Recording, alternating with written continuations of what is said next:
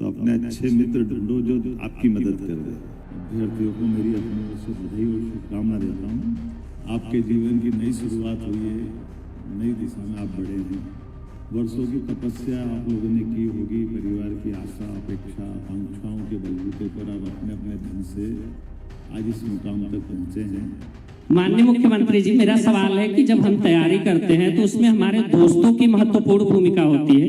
ऐसे ही आपकी इस राजनीतिक यात्रा में ऐसा कोई दोस्त या ऐसा कोई व्यक्ति जिससे आप प्रेरणा लेते हो, तो ऐसा कोई किस्सा हो तो हम लोगों के साथ जरूर साझा करें।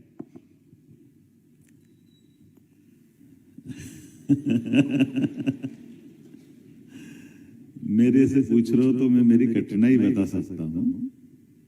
ये बात सही है कि हम अपने अपने जीवन में जब भी हम कोई काम करने जाते हैं तो हमारे काम करने के तरीके में हमारी सहायता करने वाले लोग भी होना चाहिए, जो जिनके कारण से हम अपने उद्देश्य की प्राप्ति कर लें।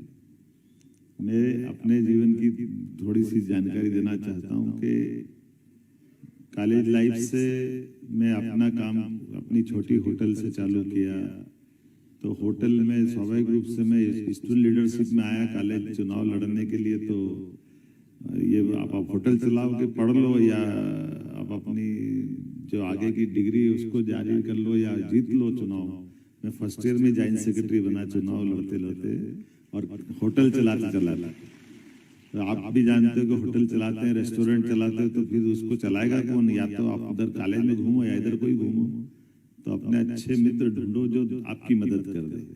तो मेरे मित्रों से मैंने मदद करते करते शुरुआत से जिनसे मित्रता की, परमात्मा की दया से आज तक वही मित्र है जो मेरे को हर जगह मदद करते हैं। लेकिन ये भी बात सही है कि जो मैंने आपसे प्रारंभ में कहा था कि हम कॉलेज में पढ़े, नौकरी करें, कोई भी काम करें ईमानदारी से और अपनी शुचिता का ध्यान रखें, तो उसका लाभ भी मिलेगा आपको।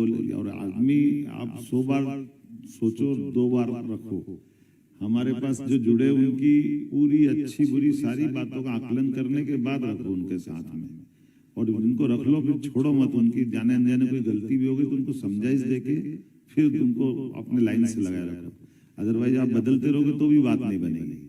अपने मित्रता का मतलब ही है कि वैसे तो ये बड़ा लंबा विषय है, लेकिन इसका अर्थ कभी कभी गलत निकाल लेते हैं। ये हमारे लिए जो हम अपनी व्यवस्थाओं का आधार पर चलते हैं, तो हमारे लिए जरूरी नहीं कि हमारे ब्लड रिलेशन जिनसे हो वही हमारे गार्जियन हो या हमारे सहयोगी हो, या सच्चे अर्थों में तो जीवन में जो आपसे नजदीक आ रहा है, और नजदीक आते आते वो आप और वो एक तरह से बहुत बड़ा आर्बिट मत बनाओ, लेकिन जितना बने उसको निभाने की ताकत रखोगे तो आपको सफलता मिलती जाएगी, इसमें कोई शंका नहीं। सबसे पहले तो मैं मध्य प्रदेश लोक सेवा आयोग के सभी चयनित अभ्यर्थियों को मेरी अपनी ओर से बधाई और शुभकामना देता हूँ।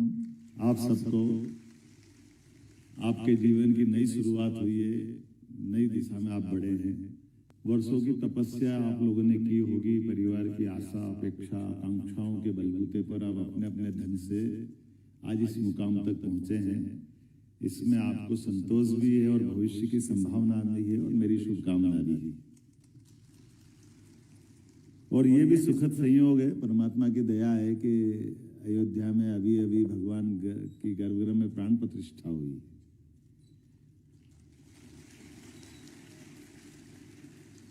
और प्राण प्रतिष्ठा हुई तो उसको भी कोई अलग अलग ढंग से देखेंगे, जिसको देखना होगा, जो बात समझना होगा। लेकिन हमारे लिए समझने की बात है, माननीय प्रधानमंत्री जी ने जो संबोधन हमको दिया है, उसके एक एक वाक्य को सुनोगे तो आपका ध्यान में आ जाएगा। सच्चे अर्थों में भगवान की प्राण प्रतिष्ठा के बाद एक तरह से देश के अंदर भी सुशासन की प्राण प्रतिष्ठा हुई, राम राज्य की तरफ बढ़ाया हुआ कदम भी हम मान सकते हैं। और ऐसे काल में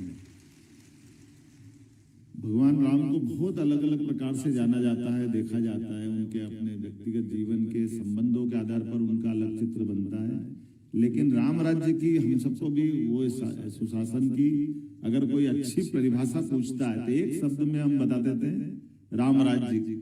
और राम राज्य मतलब उनका सुशासन का वो उस समय का आदर्श उदाहरण। तो ऐसे में आपको ये कार्यभार मिल रहा है, इसलिए आप भी भाग्यशाली है। मैं आपको बधाई देता हूं कि आप राम राज्य के उस पथिक के लंबे पाथे के पथिक बन के जाने